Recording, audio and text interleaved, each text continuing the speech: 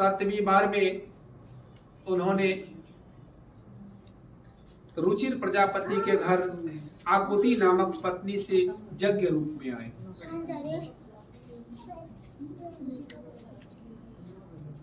8वीं बार भगवान राजा नाभि के पत्नी मेरु देवी के गर्भ से ऋषभ देव के रूप में आए। इसी रूप में आकर उन्होंने परमहंस का वंदनीय मार्ग बताए।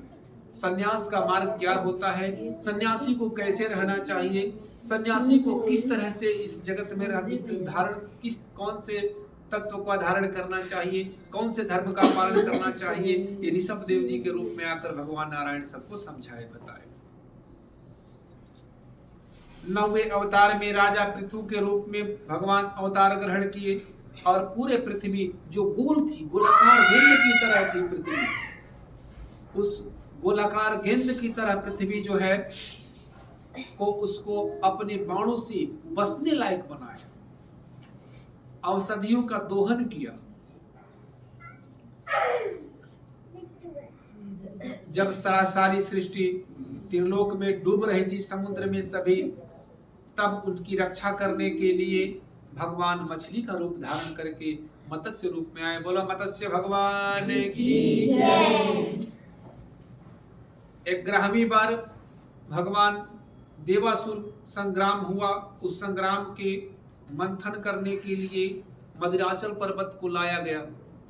शेषनाग की नेति बनाई गई और मदिराचल पर्वत को जैसे वो लोग पानी में डाले वो समुद्र में डूबने लगा। भगवान से लोगों ने विनती किया, भगवान कछुए के रूप में आकर के अपने पीठ पर धारण किया। बोलो कच्छप भगवान की जय। 12वें रूप में भगवान धन्वंतरी के रूप में अमृत लेकर के प्रकट हुए। समुद्र से प्रकट हुए। 13वें रूप में सब दैत्य ने जब अमृत को पाया तो सब दैत्य जो थे असुर लोग अमृत को लेके फरार हो गए। अब देवता लोग हाथ मलते रह गए, छटपटाते रह गए।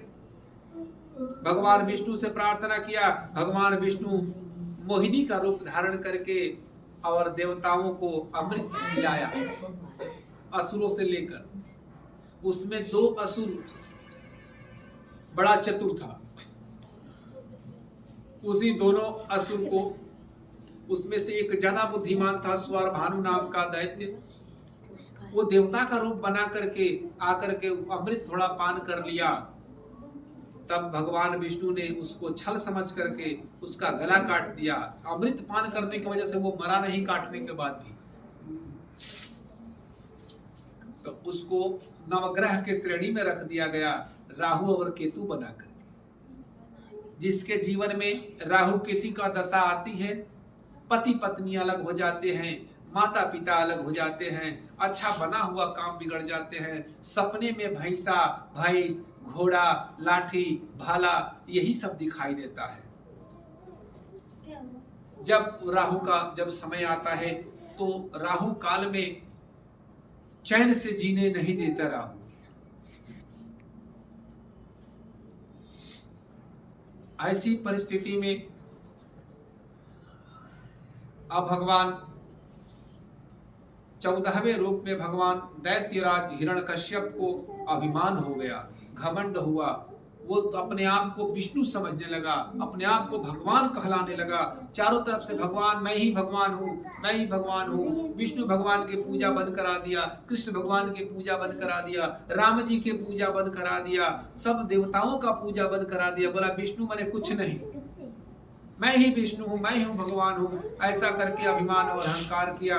उस अहंकार का नतीजा निकला कि उसके ही पुत्र भक्त प्रहलाद के रूप में भगवान आए और आकर के प्रहलाद की रक्षा करके और उन्होंने नरसिंह रूप धारण किया और हिरण्यकश्यप को उसके ही घर के दहलीज पर बैठ करके अपने जंघों पर रख करके चटाई की भांति अपने नखों से पूरा सीना चिढ़ दिया। बोलो नरसिंह भगवान की जय। 16वें रूप में भगवान माता अदिति की प्रार्थना करने पर देवताओं को उसके हक दिलाने हेतु वामन के रूप में प्रकट हुए। प्रेम से बोलो वामन भगवान की जय। उस समय दैत्यों का राजा बलि था। राजा बलि के और वो दान में मशहूर था। लक्ष्मी जी का वरदान था कि जितना दान देगा उससे 10 गुना उसके भंडार भरे रहेंगे। तो दान दे करके राजा बलि ने बड़ा ही धन कमाया। उस समय वामन भगवान उनके दरवाजे पर गए। वो अपने गुरु की बात नहीं मान करके भी दान देने की क्रिया में अग्रणीय रहा। तो उसका नतीजा तीनों लोकों में स्थापना हुई। असुरों को फिर से वापस पाताल लोक जाना पड़ा। असुर सुतल लोक में गए, देवता देवलोक में गए और पृथ्वी लोक में मनुष्य को मिला। ऐसा करके भगवान ने धर्म की रक्षा की। इसीलिए कहा जाता है कि जब जब इस धरती पर धर्म की हानि होती है तो भगवान आते हैं और अधर्मियों को मार करके और धर्मात्मा पुरुषों को रक्षा करके और धर्म की स्थापना करते हैं।